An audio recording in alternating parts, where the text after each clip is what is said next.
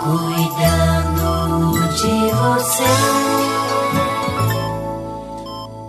Imunodeficiência primária. Doença que pode se manifestar com maior frequência neste final de estação. Vamos conversar agora com o imunologista e alergista, coordenador técnico do Projeto Social Brasil Sem Alergia, o Dr. Marcelo Bossóis. Dr. Marcelo, bom dia. Bom dia. Tudo bem com o senhor? Falar novamente. Alegria nossa tê-lo aqui. O que é esta imunodeficiência primária, doutor? Então, a imunodeficiência primária é um problema que muitas pessoas têm e não sabem. É justamente uma deficiência do sistema imunológico, das células que nos defendem dos anticorpos, e a pessoa nasce com isso. Só que hoje em dia, com o advento dos antibióticos, né, com essa produção desses antibióticos, são antibióticos lá dos pésicos, que pegam muitas bactérias, então acaba que o paciente que tem infecções de repetição, infecções de garganta de repetição, infecção de pele, pneumonias, infecções pulmonília, né, aquela candidíase de repetição oral, e vão no médico, e o médico prescreve antibióticos, então acaba que a doença ela fica subdiagnosticada, a gente não consegue fazer o diagnóstico preciso. Hoje nós sabemos que uma criança a cada 350 nascimentos vivos tem algum tipo de imunodeficiência. No caso, a mais comum, a imunodeficiência primária derivada da baixa de produção de anticorpos, no caso, o anticorpo IgA. Você vê que é um número bastante expressivo, é uma criança para cada 350 nascimentos vivos. E hoje em dia, a imunodeficiência primária, a quantidade de pessoas com imunodeficiência primária está aumentando por uma simples razão, justamente pela questão da medicação. Uma medicação hoje bastante potente, então quando o paciente tem alguma infecção que é decorrente de uma baixa do sistema imunológico, ela faz aquela medicação prescrita pelo médico, então acaba mascarando a doença e acaba não tendo um diagnóstico feito com precisão. Agora, para se tratar um problema como esse, de que forma é feita... Como é feito um tratamento desse, doutor? Então, justamente o tratamento é mais uma questão preventiva na maioria dos casos. Né? Se por acaso você sabe que é portador da imunodeficiência primária, você tem que ter uma vida regrada. Você não pode submeter o seu organismo a um estresse muito intenso, como fazer atividade física muito forte, não dormir durante a noite, né? Você tem que ter uma boa qualidade de sono. Você também tem que ter uma alimentação bastante regrada, uma alimentação muito balanceada, com legumes, verduras, vegetais. Não beber álcool em demasia, porque o álcool nós sabemos que tem uma ação imunodepressora na medula óssea, fazendo com que a medula óssea não produza alimentos satisfatórios, né? E também se vacinar.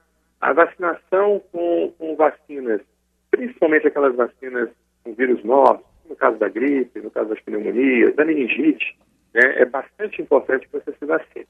Agora, existem casos de imunodeficiência primária que são casos mais severos, que aí já envolvem uma baixa muito grande na produção de linfócitos, né? Não são casos muito comuns, são casos mais raros.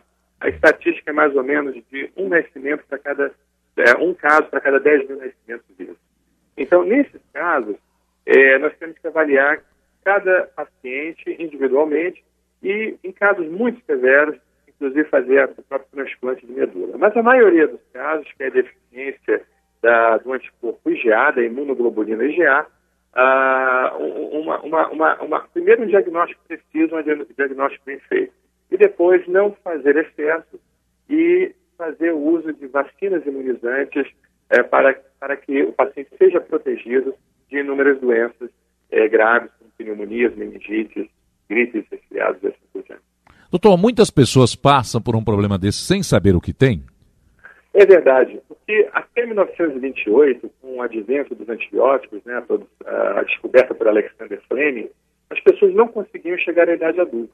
Então, o que acontece? A criança, quando ela nasce, ela não desenvolve, a maioria dos casos, não desenvolve os sintomas da imunodeficiência primária, porque ela ainda tem anticorpos da mãe.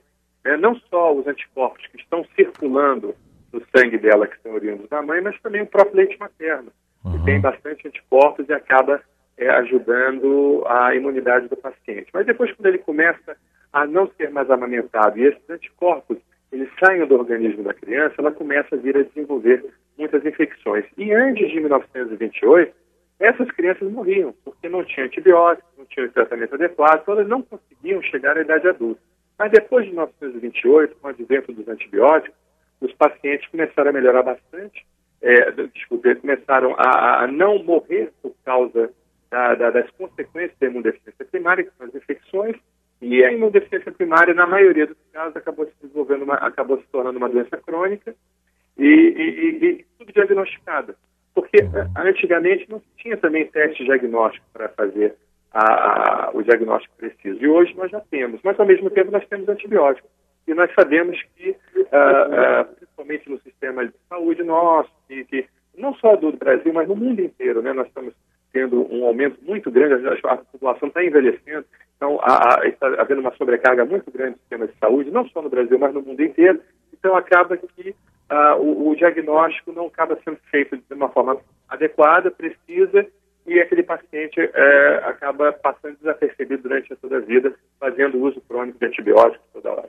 Doutor, a mãe tem, o pai tem, necessariamente o filho terá ou não?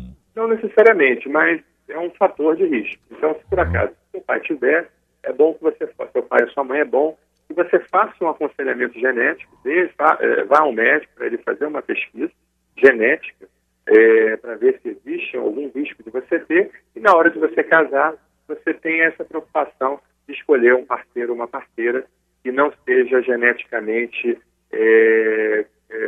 perigoso para ter um filho que tenha imunodeficiência primária. Doutor, muito obrigado por suas informações aqui conosco e um bom dia. Eu que agradeço, um forte abraço para todos. Estamos à disposição do nosso projeto Brasil Sem Alergia aqui no Rio de Janeiro, caso algum carioca esteja ouvindo aí a nossa conversa. Tá certo, obrigado. Bom dia. 11h28 na Globo. Cuidando de você.